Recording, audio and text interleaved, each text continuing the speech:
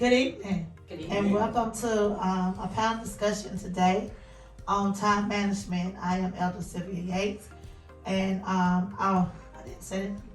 I'm Elder Sylvia Yates, and I am doing a panel discussion for Liberty University for my doctorate of ministry and ministerial leadership. And today I am so excited to have these panelists with me today. I have to my right of me, I have Pastor Marvis Grant. Also left for me, I have Deacon Perry Grant, Mr. Shonda Burge. I have Dr. Kimberly, Minister Dr. Kimberly Bolden, Pastor Dr. Gail Baskin, and Minister Kimberly Howard. And we're here today. We're going to do a panel discussion on time management. You know, being a leader, one thing that we all need to take into consideration is time. Our time is valuable, whether it's in our personal life, in our ministerial life. You know, time is something that God gives all of us to, you know, we have 24 hours in a day. And how we take the time to utilize those 24 hours in a day is really, really important because as a leader, we don't want to experience burnout because we're overextending ourselves and we're taking on more responsibilities than we need to take on. And balance is one thing that is really needed as it relates to being a leader. So when you're thinking about time management, you know, why do you think it is important for leaders to balance their time well?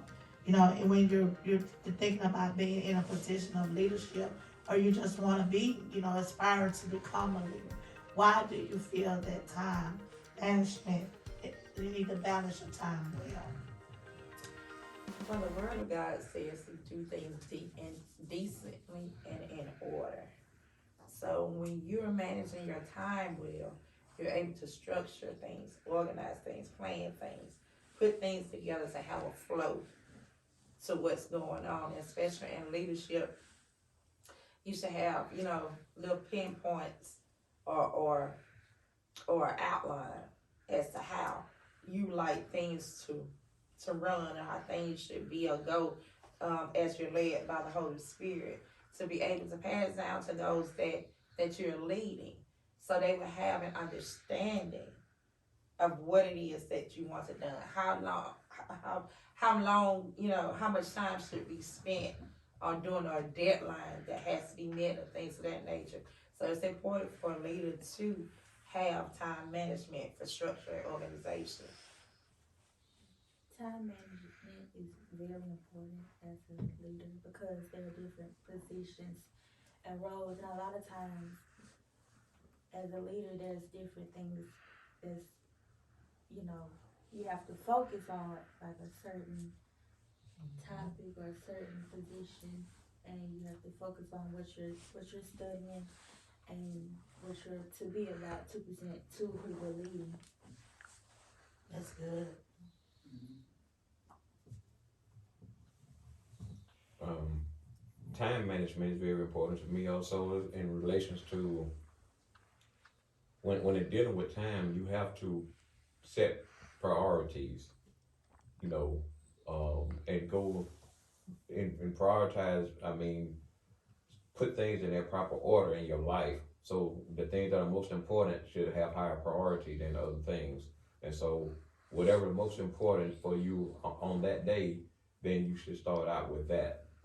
Prayer and meditation, set aside time for reading and studying, um, set aside time for spending time with your kids or your significant other. You know, prioritize those things. And so once you have set a schedule for yourself, I'm not saying it's gonna work out perfect, but at least you have some kind of organization that to the day that you have before you, so that you know your day will go kind of smoothly. There are gonna be bumps in the road, so but you got to learn how to handle those bumps when they come. Because like I said, the things that are most important to you should be the things that you set the highest priority for.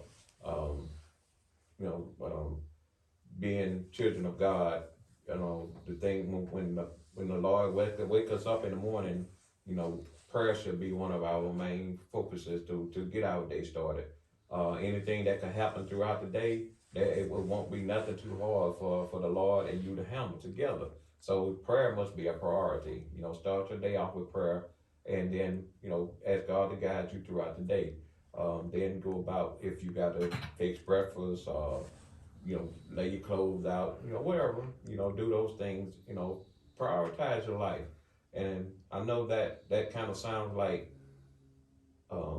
me being a former military person, you know, I'm kind of used to that, you know, but it does work in everyday life. Because if you don't set those priorities, then you'll find yourself scrambling around, and then you'll forget something that's important, and you can't go back and fix it. You can't go back and do it, you know. And so, you know, a wise man once told me, if you don't have time to do it right the first time, you better have time to do it over. So I'm not in the habit of having to try to go back and do things over and over again. So I want to try to make sure I prioritize those things and do them right the first time. And so I try to prioritize my life to where if things gonna work the way it's supposed to work, and then if it doesn't, I still have an allotment for something that I can move and shift around to make time for whatever came up, so that my day won't be a total waste. And I'm like, I just wasted my day today. I don't never feel like I wasted my time doing anything, because I have set those priorities and those boundaries in my life for what I want to do. Richard Blackaby stated, some leaders have difficulty saying no because their sense of self-worth compels them to be indispensable. They take pride in the fact they are in great demand and their calendars are beaming over. Is this the right attitude a leader should have? Why or why not? You have to be in a position to say no. You have to be, because you can't do everything. You can't do everything. Being a leader, you delegate. Right. That part. Exactly. You have to know the people that you are leading to be able to delegate the things that need to be done. Because if you did everything by yourself as a leader, nothing will get done. Just like Mr. Grant said earlier, you have to have things in place. So if something comes up, you'll be able to do something. Or like you said, if it don't get done right the first time, you better have time to go back and do it the second time. You don't have time for that as a leader, because you have too much stuff on your plate. And that's the importance of time management. So you can delegate as a good leader. I just say ditto to what she said, and no just rolls off my tongue so easy. Say no. No. No. So no is an anointed word. It's an anointed Yes. word. No. Yes. And so some people feel like they can't say no because they are the leader. But I They feel like, I'm sorry, Go not ahead, to go ahead. overtalk you, but I feel like the leader who can't say no, then they're not trusting the people that they have. Mhm. You're not trusting the people that you have set into place. You're not giving them the opportunity to grow. You're not giving them the opportunity for you to see where they may fall short, so that you can help them in those places. You're not giving them the opportunity to succeed and be proud of themselves, because some of the best feelings in the world is when you try something new and you get it right. Right.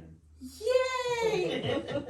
And you're not giving that person that opportunity, and so now they're not using their full potential, because they know, well, even if I do it, they're gonna come back behind me and say Right. this, that, and the other. right. But if you truly trust the people that you have, that you're working with, the people that you have working under you, the people that you're leading, then they'll know if they have a problem, they know to come to you. If it's something that they found that they couldn't do without you, they know to come to you. And like you, saying no should be easy. Like, no, I can't. No.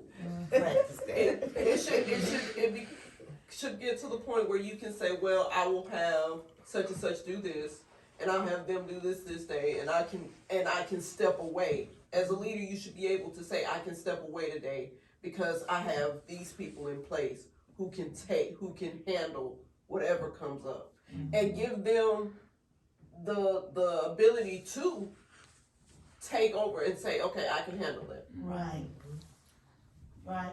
And so that's what you're saying. You got something you want to add Well, I to would that? say it just like that. What she was talking about, it causes stress You know, when you can't, you're scared, you know, you're worried about stuff that you shouldn't be worried about because you say it's not gonna work out, and then you try to micromanage it and stuff, and it just depresses you, and it just causes too many problems for that person, you know, and you know, that's not the way. Just like a child, you know, come to you and ask you, could he do this, and you say no, you know, or you know, then you know they kind of don't know what, you know, they get upset or whatever. Like she was talking about, for you not trusting the person leadership, not trusting someone that they, you know, put over things, and they trying to micromanage everything. They got to kind of, you know, let them help build them up. Right. You know, I mean, so you have to have that trust factor, and you might not agree with sometimes something they might try to do, but you try to just, you know, support them. Right. And then when something don't work out, then you can kind of evaluate from there. But you don't want to be just in the dark about everything, though. But Right. you still want to be aware of things. And like you said, no will save your life. That's like you said, it causes you stress, depressed, and even suicidal, or other sicknesses called high blood pressure, all these other things. Cause stress is bad on your heart. So no will save your life.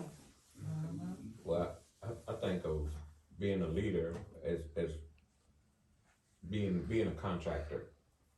If you're building a house or building or whatever, then you, as the sister was saying, you have to delegate.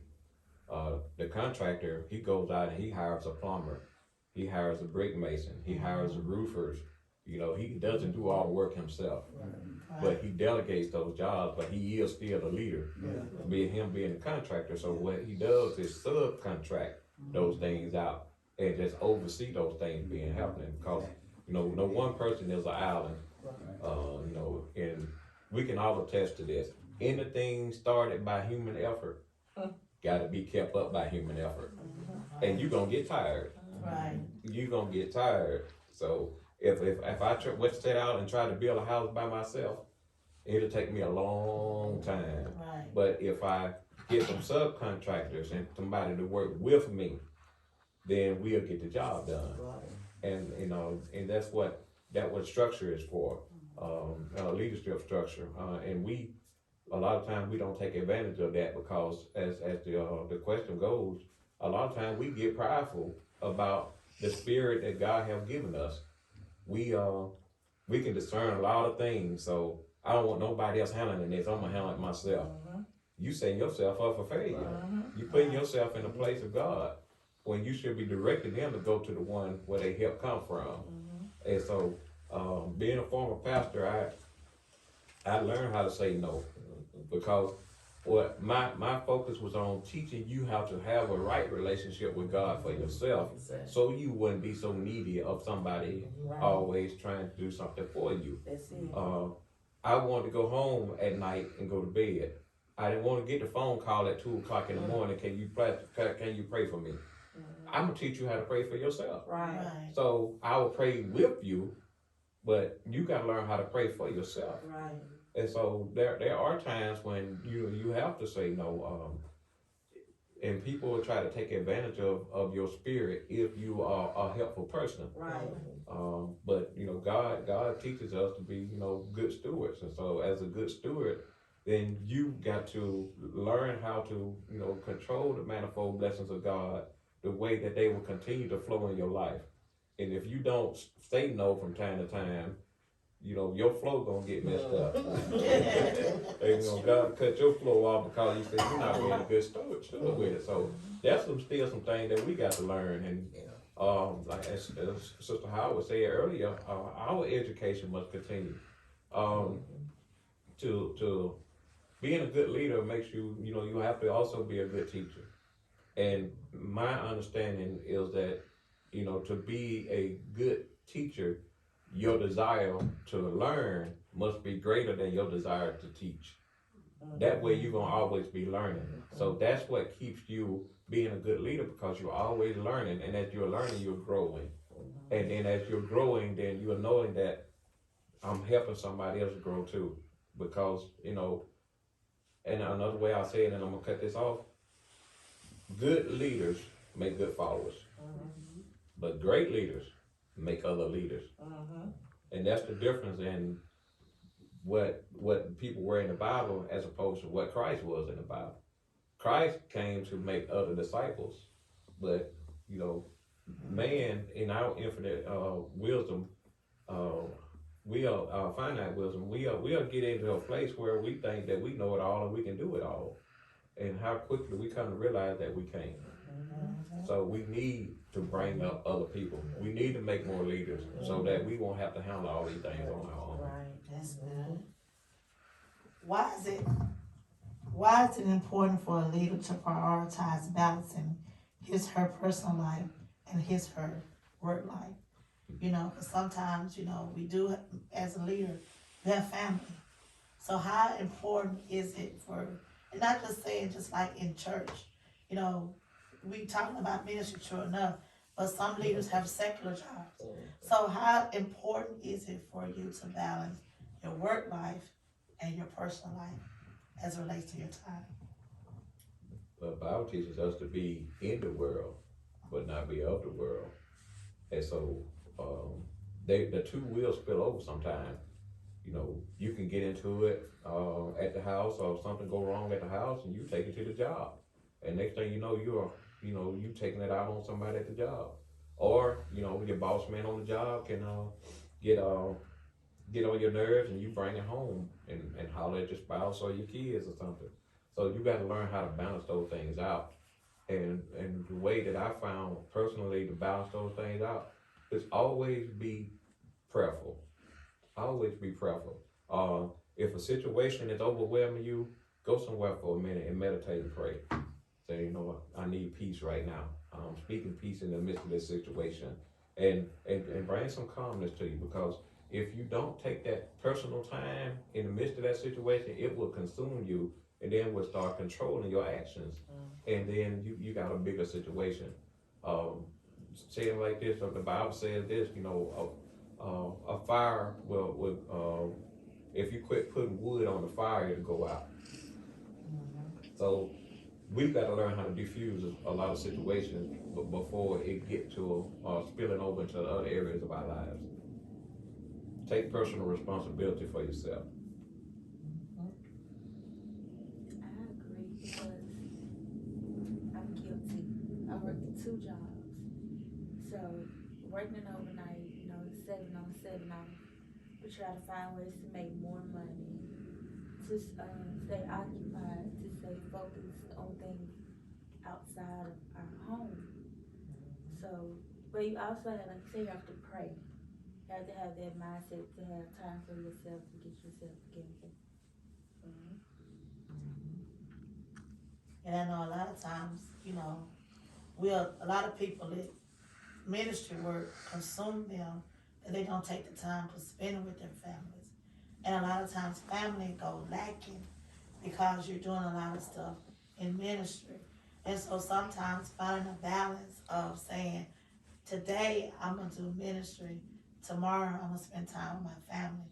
Because you still, even in doing ministry, you still have to have time for your family. So as a leader, you know, sometimes we don't always know how to balance being a leader and doing ministry, and then being a leader and being at home. Because sometimes we expect home to understand when ministry calls. And we sometimes forget that ministry is at home as well. So how do time, like when you're dealing with your time, how do you know how to incorporate spending time with your family and then still having the time to do the ministry? I think that's where that anointed word "no" comes into play, because you are called to ministry. That's a calling on your life, but God doesn't want you to neglect what you have at home. Your ministry starts in your home, and if you're giving more time to your church than you are to the people that you wake up with every day, you eat with every day, this is your family. If you're not giving them the attention that you're giving to your church or to your job, just say job for people who are not in ministry, then you are shortchanging them. They're gonna be there. When your job is gone, they're gonna be there. And you don't ever wanna come to the place where you look back and you see all the missed time. So I think that's where the word has, cause I'm an overtime beast. I like overtime. I'll get overtime. I get it hard. But, and I'll never forget on my job, this is on my job. Anytime they needed somebody to work, stay over, I can do it. And so the time that I told my boss no, it shocked him. He went into shock. He was like, huh? And I said, I can't come in. And he was like, oh, well, I was really dependent on you. You were kind of my last hope. Well, I guess you're out of hope today. But, and the reason I said no, it was because it was the realization that I was tired. Right. And I had promised my son that we would spend this day together. Right. And so now it comes to me whether I'm willing to neglect him Right. for this overtime. That would have been nice. But what have I really gained? Right. So that's where the no comes into play. It'll blow people's minds sometimes when you'll say no. Like, it messes them up all the way. But you have to know how to say no to yourself too. Like, Right. I have to cut myself off because you get tired. Right. And especially when you're working in ministry, if you're building ministry or you're just trying to do the work, you can get tired. It can drain you. And we're not called to work tired. He needs us at our best. So that's why you have to stop and let me spend time with my people. Because they make you laugh. They make you remember who you are. Right. And they are the people who should know you not as minister so-and-so or elder so-and-so or pastor so-and-so. They know you just by your name. Right. Even if your name is Mama. You get to put your hair down. Right. They might know you just as Mama. And you be like, that really ain't my name. But they know you as just this person without a title attached to you. And that helps you center yourself so that you can go back into your job, into your ministry, and give it more of you, a better you.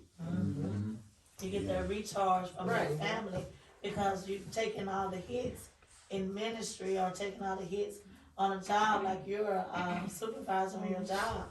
You're taking all the hits on your job, and then when you go around your family, they're the ones who pour back into you and build you up and encourage you so that you can continue to do the ministry. Just like, in the Bible, when Moses' father-in-law, Jethro, came to him, Moses was trying to do all this stuff with the people.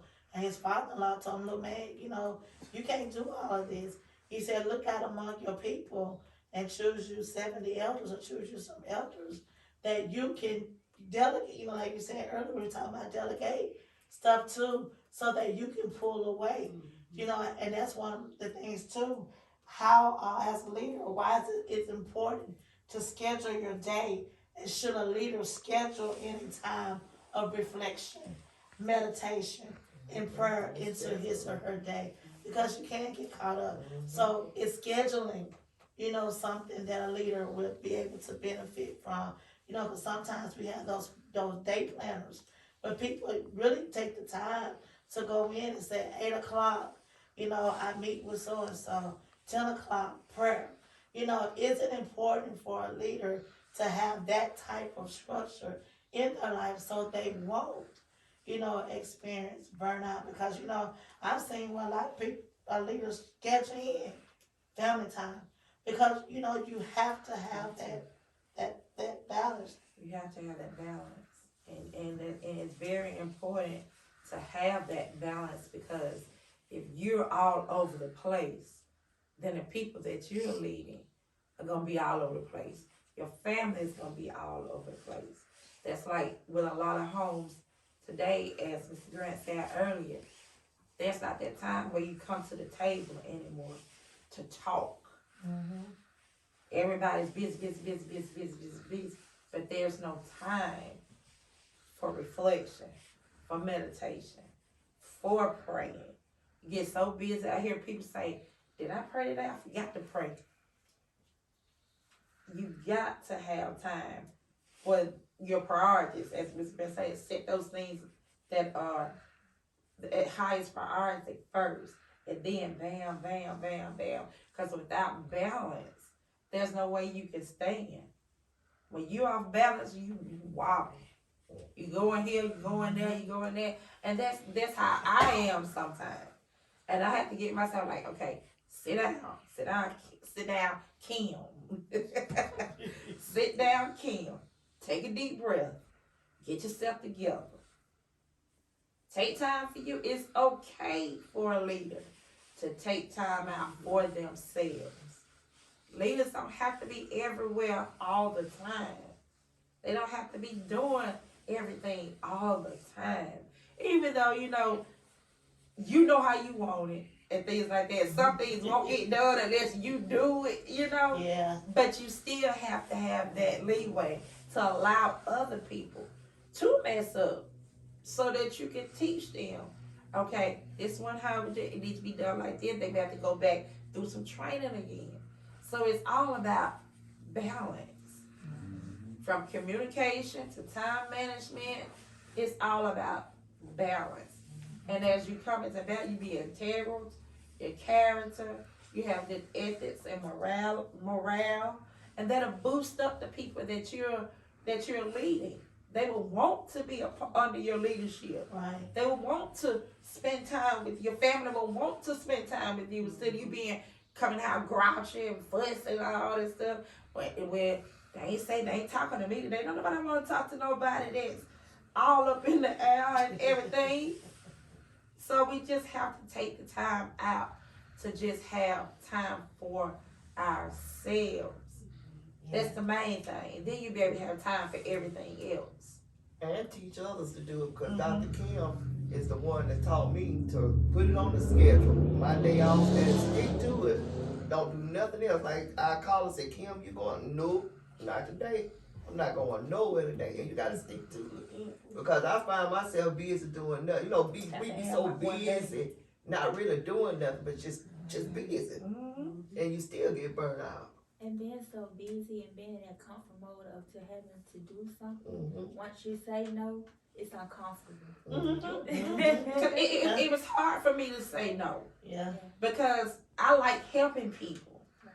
And I don't mind doing it. But when it got to the point where, I think Mr. Grant said, where people use that, it got to the point where I finally realized, okay, they just doing it just because I'm like, I'm the only one that can or whatever, and no one not really caring about how I was feeling, things that I was dealing with and going through and things like that. Because as a leader, you don't always have an outlet or people that you can talk to when you're dealing with things or when you're feeling some type of way. Right.